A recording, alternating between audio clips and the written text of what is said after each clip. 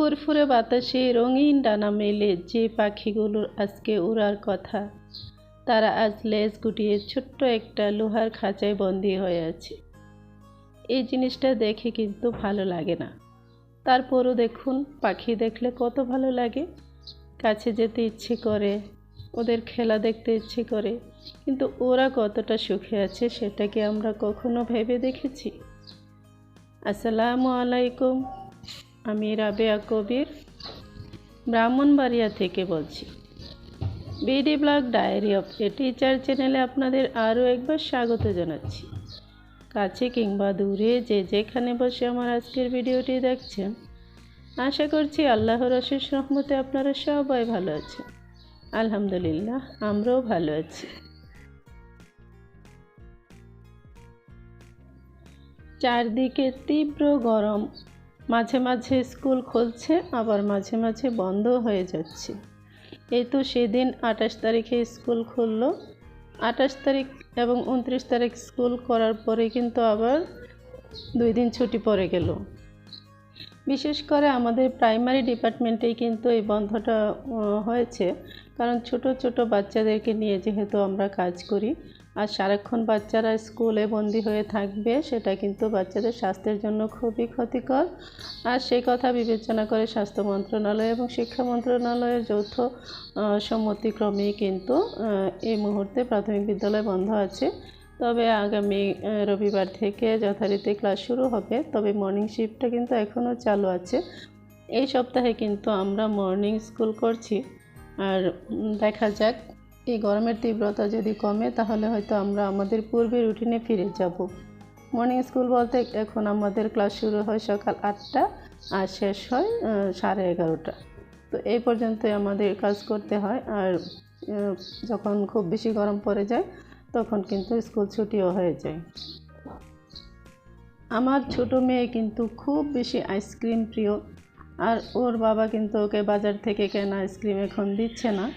যেহেতু আমি আগেও বলেছি যে এত গরমে বাচ্চারা আইসক্রিম খাবে না, আর খাওয়াটা ঠিকও হবে না, কিন্তু নিজের হাতে তৈরি করে খেলে কি হবে, এটা তার প্রশ্ন ছিল। সেজন্য ওকে আমি আইসক্রিম তৈরি করে দিচ্ছি আর কি।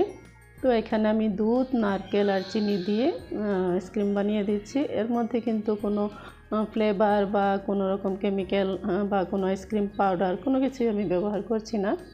আসলে কিন্তু খেতেও ভালোই লাগে। শুধুমাত্র গরুর দুধ, চিনি আর নারকেল দিয়ে আমি কুলফি আইসক্রিমটা বানিয়ে নিচ্ছি। আসলে কিন্তু খেতে ভালোই লাগে, আমরা মাঝে মাঝে এটা করে খাচ্ছি। তো ও যেহেতু খুব বেশি আইসক্রিম পছন্দ করে, ও কিন্তু নিজের হাতে বারবার আইসক্রিম বের করছে আর খাচ্ছে, আমাদেরকে মাঝে মাঝে শেয়ার করাচ্ছে, আর সে নিজেই কিন্তু খেয়ে প্রায় শেষ করে ফেলেছে। তো আইসক্রিম কীভাবে খুলতে হয় সেটা আমি আপনাদের সাথে শেয়ার করব বলে ভেবেছিলাম, কিন্তু ও কিন্তু অলরেডি অনেকগুলো আইসক্রিম আগেই খুলে ফেলেছে। আর ফ্রিজে আজকে মাত্র 2টা আইসক্রিম ছিল। আমি গতকালকে আইসক্রিমগুলো বানিয়েছিলাম, আর এর মধ্যে কিন্তু 6টা আইসক্রিম খাওয়া হয়ে গেছে। তো এখন 2টা আইসক্রিম বাকি ছিল, সেই 2টা এখন মা আমি দুজনে মিলে খাচ্ছি। এদিকে কিন্তু আমার শরীর খুবই খারাপ, শরীর বলতে গলার অবস্থা খুবই খারাপ। তারপরেও দেখেন আইসক্রিমের লোভ কিন্তু সামলাতে পারছি না। আমার কিন্তু গলার সমস্যা আগে থেকেই ছিল, তবে আমি নিয়ম মেনেই চলে আসছি এতদিন ধরে।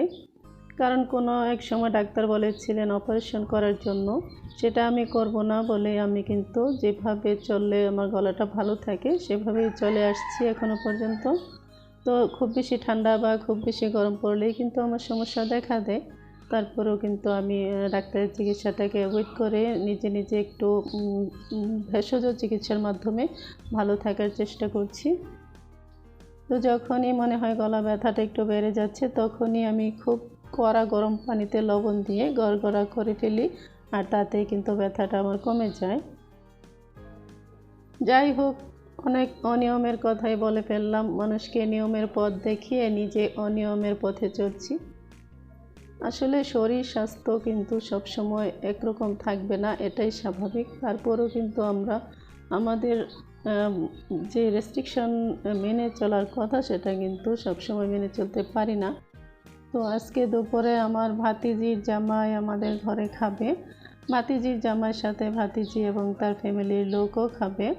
তো ভাতিজি বিয়ে হয়েছে কিছুদিন আগে, আর মেয়েটা আমার মেয়ের মতোই আমার সাথে সবসময় মিলেমিশে চলাফেরা করতো। আমার 2 মেয়ের সাথে মেয়েটাও সবসময় একসাথে আমরা চলাফেরা করেছি। তো মেয়েটার জন্য আমার খুব মায়া পড়ে গেছে আস্তে আস্তে। তো ভাবলাম মেয়েটা আজকে চলে যাবে, তো দুপুরবেলায় আমাদের ঘরে খেয়ে তারপর চলে যাবে। তো মেয়ের জামাইকে যেহেতু দাওয়াত করেছি, তো জামাই আদর তো করতেই হবে।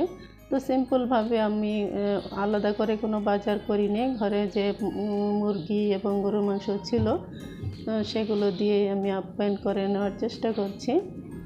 আসলে ওরা যেহেতু বেশি গরম, খুব বেশি গরমের মধ্যে তো আর ভারী ভারী খাবারও বেশি খাওয়া যায় না, তাই হালকা পাতলা আয়োজন করে নিয়েছি। আর এদিকে কিন্তু আমি সকাল থেকে কাজটা শুরু করে নিয়েছি। এবছর কিন্তু ঈদের ছুটি একটু বেশি হয়ে গেছে, কারণ তাপদাহের কারণে আমরা যে ছুটিটা বর্ধিত পেয়েছি তার কারণে কিন্তু অলসতাটাও একটু বেশি হয়ে গেছে। এখন কিন্তু সকালবেলা ঘুম থেকে উঠতে পারি না। তার একটা মূল কারণ হচ্ছে বয়স। দিন দিন কিন্তু আমাদের বয়স বেড়েই চলছে, আর আমরা যেভাবে সেই দীর্ঘদিন ধরে চাকরি করে আসছি, আমাদের কিন্তু সংসার এবং চাকরি দুটোই একা হাতে সামলাতে হয়েছে, যার কারণে আমাদের কিন্তু কম বয়সে বার্ধক্যের চিহ্ন এসে দেখা দিয়েছে। এখন আর আগের মতো দৌড়ে ঝাঁপটে কাজ করতে পারি না। একটুখানি কাজ করলে ক্লান্তি চলে আসে এবং রেস্টের প্রয়োজন পড়ে যায়। তো ভিডিও এই পর্যন্ত যারা এখনও আমার সাথে আছেন আপনাদেরকে আবারও ধন্যবাদ জানাচ্ছি। আর একটা লাইক দিতে ভুলে গিয়ে থাকলে প্লিজ একটা লাইক দিয়ে শেষ পর্যন্ত থাকবেন আমার পাশে, আশা করি। আর যারা নতুন আজকে আমার চ্যানেলটা ভিজিট করছেন, প্লিজ একটা লাইক দিয়ে আমার চ্যানেলটাকে সাবস্ক্রাইব করে অল অপশানটি সিলেক্ট করে রাখবেন। এতে করে আমি যখনই নতুন ভিডিও আপলোড করব সঙ্গে সঙ্গে নোটিফিকেশান চলে যাবে আপনাদের মোবাইলে, আর সময় করে ভিডিওটা দেখে নিতে পারবেন। যারা এই কাজটা অলরেডি করে ফেলেছেন আপনাদেরকে জানাচ্ছি অসংখ্য ধন্যবাদ। এই তো ভাজতে জামাইয়ের জন্য হালকা পাতলা আয়োজন করে নিয়েছি। চিকেন কাবাব বানিয়ে নিয়েছি, আর চিকেন রোস্ট, সাথে গরুর মাংস, আম ডাল, রুই মাছ ভুনা। এই ছিল আমার সংক্ষিপ্ত আয়োজন। তো ওরা খেয়ে কিন্তু অলরেডি চলেও গিয়েছে, আর আমিও আপনাদের কাছ থেকে এই ডাইনিং টেবিল থেকে বিদায় নিচ্ছি। সবাই ভালো থাকবেন, সুস্থ থাকবেন। আল্লাহ হাফেজ, আসসালামু আলাইকুম।